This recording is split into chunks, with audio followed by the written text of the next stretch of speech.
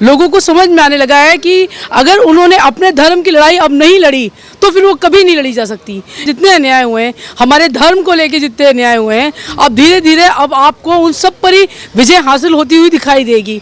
मुस्लिम विरोधी ये कैसे हो सकता है आप बताइए। एक कुछ लोगों ने आकर भारत पर सब चीज़ों पे कब्जा कर लिया, मंदिर तोड़ के मस्जिद बना दिए, आज वही चीज़ों का सुधार हो रहा है। ये वक्फ बोर्ड की जो अंग्रेज चले गए, वक्फ बोर्ड सब सौंप के चले गए, वो वाली बात है कि अंग्रेज चले गए, इनको सब संभाल के चले गए। नमस्कार, आप देख रहे हैं भारत टाइम्स। मैं हूं आपके साथ आयुषी प्रधान। ज्ञानवापी मंदिर या मस्जिद, ये फैसला तो अभी बाकी है, लेकिन हिंदू पक्ष इस लड़ाई में एक कदम आगे निकल चुका है।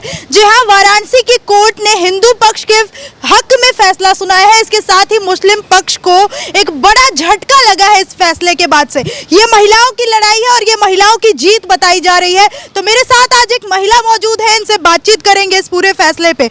मैम, हिंदुओं के पक्ष में फैसला आया है, जो 5 महिलाएं थी उनकी जीत बताई जा रही है, लेकिन अभी आगे है और लड़ाई बाकी। देखिए, पहले तो पूरे भारतवर्ष में सभी को, पूरे हिंदू अपने जिन्होंने इस मुद्दे को उठाया, सभी भाइयों को बधाई देती हूँ कि सत्य सदा जयते की बात जो हम लोग करते थे वो अब नज़र आने लगा है। और इन महिलाओं ने, 5 महिलाओं ने जो लड़ाई करी है, काबिले तारीफ़ है। ये हमारी बहनें झांसी की रानी की से कम नहीं है, जिन्होंने इतनी थ्रेटनिंग के बाद और इतनी आफतों के बाद भी उन्होंने अपना मोर्चा नहीं छोड़ा। तो और आज जो जीत हुई है, सभी भारतवर्ष के सभी लोगों की जीत हुई है। और मैं बहुत खुश हूँ कि धीरे धीरे आप देखिएगा कि भारत में जितने अन्याय हुए हैं, हम भारतवासियों के ऊपर जितने अन्याय हुए हैं, हमारे धर्म को लेके जितने अन्याय हुए हैं, अब धीरे धीरे अब आपको उन सब पर ही विजय हासिल होती हुई दिखाई देगी।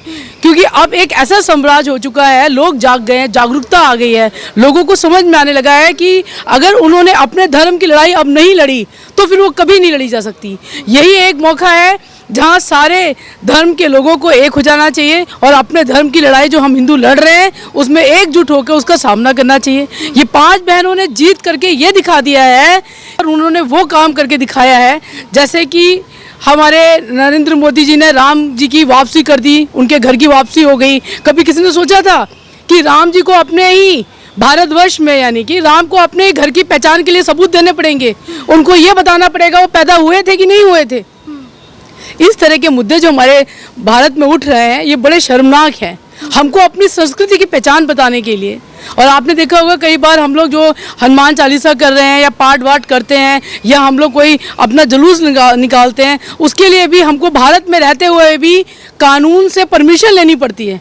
हमें डर लगता है कि कहीं ऐसा तो नहीं है कोई विवाद वहाँ खड़ा हो जाए।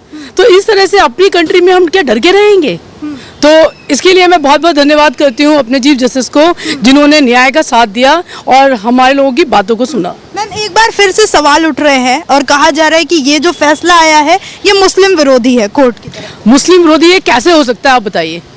एक कुछ लोगों ने आकर भारत पर सब चीज़ों पे कब्जा कर लिया, मंदिर तोड़ के मस्जिद बना दिए, आज वही चीज़ों का सुधार हो रहा है, आज धीरे धीरे उन्हीं चीज़ों का परिवर्तन हो रहा है। वापस हिंदुत्व को अपनी जगह, यानी कि हमारे धर्म को, जो हमारे मंदिर थे जो खंडित हुए। और अगर चलिए मैं ये कहती हूँ तो आप देखिए, जैसे कि वो जो शिवलिंग है उसको जांच किया गया कि फुव्वारा कैसे ये हो सकता है, सारी गणना करी गई, सारी सच्चाई करे गए।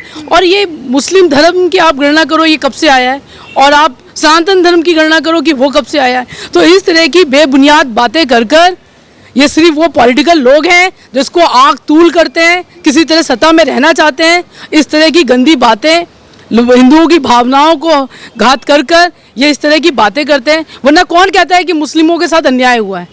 कहाँ? अगर इनकी कुरान शरीफ में देखो तो इनके में लिखा है कि किसी की ज़मीन पर कब्जा, जबराना कब्जा कर कर उसमें आप नमाज नहीं अदा कर सकते हो।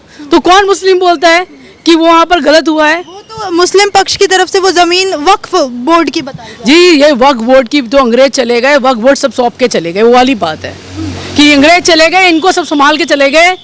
कुछ ही राजे थे, जो कुछ ही हमारे नेता थे जिनको भारत के 2 लोगों ने कमान पकड़ा के चले गए। बाकी तो हिंदुस्तान में तो कोई और रहता ही नहीं था। हर जगह जगह हिंदुओं की, यानी कि आत्माओं को, कहीं ना कहीं हमारी आत्माओं को ठेस पहुंचती गई।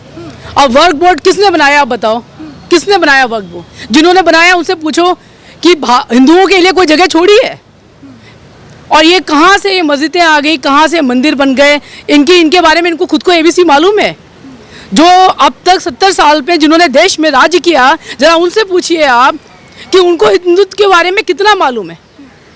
जब ये पॉलिटिकल लोग तब नज़र आते हैं जब अभी आपने देखा था पीछे एकदम से लोगों में एकदम से भावनाएं जागरूक हो गई थी, लोग जाने लगे थे, यूपी जाने लगे थे, किसी उनको एकाएक हनुमान जी याद आ रहे हैं, और उनको अपने राम लला याद आने लगे। लोगों ने कह दिया जी फ्री बसें जाएंगी जी, सब फ्री लोग जाएंगे दर्शन करने के लिए।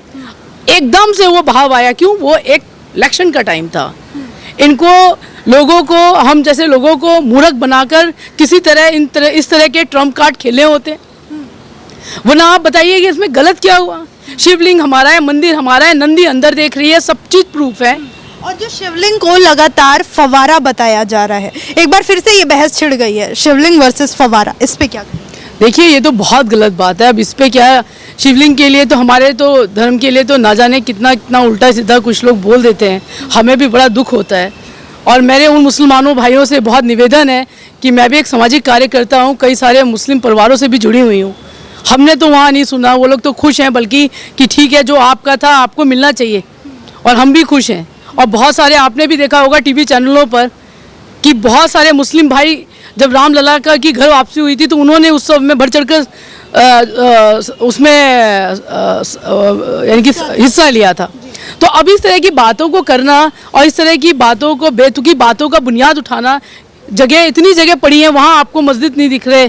जो एक चीज़ अगर हिंदुओं की है तो आपको देने में क्या दिक्कत है? मैम जैसे ओवैसी जैसे नेता, या फिर हम विपक्ष की बात करें, लगातार 1991 के वर्शिप एक्ट की, प्लेसेस ऑफ वर्शिप एक्ट, देखिए जी इनके पास, ओवैसी के पास कोई काम नहीं है। उनको, मेरे को समझ में नहीं आता वो भारत में क्या करना चाहते हैं, वो हिंदू मुस्लिम अन्य भाइयों के लिए क्या करना चाहते हैं। ये अभी तक मेरे को आज तक वो व्यक्ति नहीं समझ में आए। जहाँ कोई शांति वार्तालाप से कोई बात खत्म हो रही होती है, हिंदू मुस्लिम एक होकर उसको खत्म करने की कोशिश कर रहे होते हैं, वो उसमें पूरा मिट्टी का तेल डालने का काम करते हैं। मेरे को ये समझ में नहीं आता। आपको सत्ता में रहने के और भी बहुत सारे काम हैं, और बहुत सारे मुद्दे उठाओ। अभी भारत जोड़ो एक अभियान चालू हुआ है, आप उसमें चले जाओ, आपको उसमें बहुत आनंद आएगा। ये पीछे कुछ लोग जो छोड़ के चले जाते हैं ना, जो इस तरह की हरकतें करते हैं, तो आपको भी भारत जोड़ो आंदोलन में जाना चाहिए। आप देखिए किस तरह की ये लोग भावनाएं रखते हैं। अब ये भारत जोड़ो आंदोलन कर रहे हैं, देश में उन्नति का कुछ कार्य करते हैं, किसी तरह की और बात करते हैं। अरे भारत तो जुड़ा है। भारत का हर एक नागरिक 180 करोड़ या 130 करोड़ की जो आबादी है, 130 करोड़ की आबादी, 140 करोड़ की आबादी, आप बोलो, हर एक आदमी जुड़ा हुआ है। तोड़ आप रहे हो इस तरह की गलत भावनाओं से, धारणाओं से, गलत मैसेज से। आप भारत में रहने वाले भारतवासियों को तोड़ रहे हो। ओवैसी कहा जा रहा है कि जो अयोध्या और ज्ञानवापी जैसे मुद्दे हैं, इन पर बात करके मोदी सरकार तोड़ रही है देश को। आप बता दो, मुस्लिम देखो हिंदू मुस्लिम कब करा मोदी जी ने, आप बता दो। अब अगर हमारे सीएम की आप बात करो केजरीवाल जी को, तो उनकी अगर आप उनके अपने आम आदमी पार्टी में देखोगे तो मेरे ख्याल से जितने हैं उनमें ज़्यादातर 17 यानी कि 70% तो मुस्लिम है। अगर आप बीजेपी की बात करो तो बीजेपी की अच्छी पोस्टों पर जो है कहीं कहीं जो बैठे हुए हैं वो भी मुस्लिम बैठे हुए हैं। बीजेपी के सपोर्ट में बहुत सारे मुस्लिम खड़े हो जाते हैं। इवन कांग्रेस के लोग चुप करके वोट दे आते हैं जब वोटिंग टाइम होता है। तो मुझे समझ में नहीं आता ओवैसी जी को दुख किस बात का है। भारत में लोग खुशहाल हैं, उन्नति कर रहे हैं, इनको ये लगता है नहीं भारत उन्नति नहीं कर रहा। कोविड में जिस तरह भारत निकल कर आया, और देशों की आप हालत देखो, इनको पाकिस्तान को ही दिखा दो। चाय को लेकर, पत्तियों को लेकर लड़ाइयाँ हो रही हैं वहाँ। आलू प्याज तो बहुत दूर की बात है, चाय नसीब नहीं है उनको, ये उनके लिए चिंतित नहीं होते, उनकी लड़ाई ये यहाँ लड़ते हैं। एक और बयान मैम, एक मस्जिद शहीद हो चुकी है, दूसरी नहीं होने देंगे। देखिए इस तरह की बातें करके पहले उन मुसलमान लोग जो भी हमारे भाई जिस तरह की बातें कर रहे हैं, पहले उन मुस्लिम महिलाओं से पूछिए जिनको मोदी जी ने वो राहत दी है जो वो कभी कल्पना भी नहीं कर सकती थी। जो उन्होंने 3 तलाक के जो एक मेंटल जो हैरेसमेंट होता था उनको, कि पति उनको धमकाते थे, उससे मोदी जी ने उनको जो रिलीफ किया है, वो डर और वो खौफ ख़त्म किया है, महिलाओं को सक्षम बनाया है। और आप कहते हो कि मुस्लिम महिलाओं या मुस्लिम हिंदू मुसलमान मोदी जी करा रहे। मोदी जी ने ऐसा क्या किया है आप बताएं। मैं बीजेपी की नहीं हूँ, मगर मेरे को बहुत खुशी है कि हमारे देश में एक ऐसा प्रधानमंत्री है जो भारतवर्ष हमारे राष्ट्र के लिए सोच रहा है, जिसको चिंता है राष्ट्र की।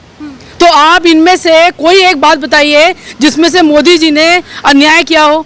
3 तलाक आज उनकी महिलाओं के लिए जो सुकून की नींद है, नहीं तो हर महिलाओं को लगता था कि अभी वो दारू पीकर आएगा, अभी यहाँ से आएगा, अभी 3 तलाक कहेगा, और वो बेचारी कहाँ नहीं। आपको तो पता है ज़्यादा किसी के धर्म के लिए नहीं बोलना चाहिए, बट इस तरह की बातें सिर्फ ओवैसी जी कह सकते हैं, क्योंकि उनको लगता है वो पहले अपने जहाँ से खुद लड़ते हैं वहाँ से तो जीत नहीं पाते हैं, और उनको चाहिए कि इस तरह की बातें ना करें। राजनीति करनी है तो और मुद्दों पे करें, हमारे हिंदू धर्म को लेके ना करें।